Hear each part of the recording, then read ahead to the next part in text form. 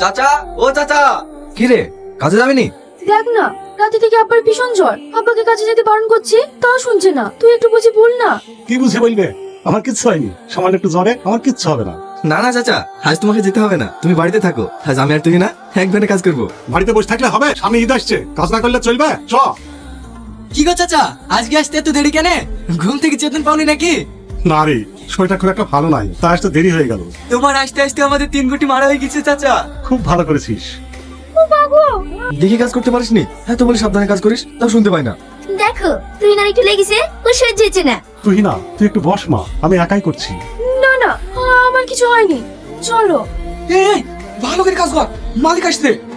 কি রে, সারাদিন এই একটা চেম্বার লোড করেছিস? তোদেরকে বলিনি আজকের মধ্যে সব চেম্বার গুলো লোড করতে হবে? মালিক, আমরা মানুষ, মেশিন না। এই কাজ করতে শক্তি লাগে। তুই আমাকে কাজ শেখাচ্ছিস? এসব কাজ করা কিছুই না। মুখে বললে হয় না মালিক, করে দেখাতে হয়। কি? যত বড় মুখ নাই তত বড় কথা। এই কাজ আমার নয়, এই কাজ তোদের মতো ছোট লোক। এই কাজের ভয় করিস বলেই তো গরিবে আছিস। সেটা গরিবদের সঠিক দোষ। দেখেন মালিক, আমরা এখানে কাজ করি বলে জাতামাতা বললেন না।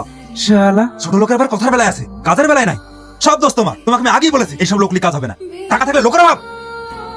চাচা, তোমার লাগেনি তো? না রে, আমার কিছুই হয়নি। এই গরিবদের প্রতি অত্যাচার আজ থেকে না, অনেক আগে থেকেই হয়ে আসছে। চাচা, গরিব হওয়াটা কি অপরাধ? আজকে যত অত্যাচার, যত শোষণ, সব গরিবদের উপর হয় কেন? দেখ, আমাদের প্রিয় নবীর প্রতি কাফেরা অনেক অত্যাচার করেছিল, তবুও তিনি আল্লাহ তাআলার প্রতি ভরসা রেখেছিলেন। তাই আমাদেরও আল্লাহ তাআলার প্রতি ভরসা রাখতে হবে, কারণ তিনি যা করেন ভালোর জন্যই করেন। চল, খাওয়া দাওয়াটা সেরে নি। কি রে, আগুন কোথায়? ও খাবে না? ওকে ডাক।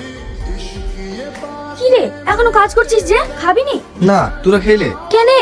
খাবার আনেনি। কাল কাজ থেকে গিয়ে শরীরটা ভীষণ খারাপ করছিল, তাই রান্না করতে পারেনি। চ, আমাদের যা আছে ওতে সবার হয়ে যাবে। আরে তোরা খাগা না। চ তো।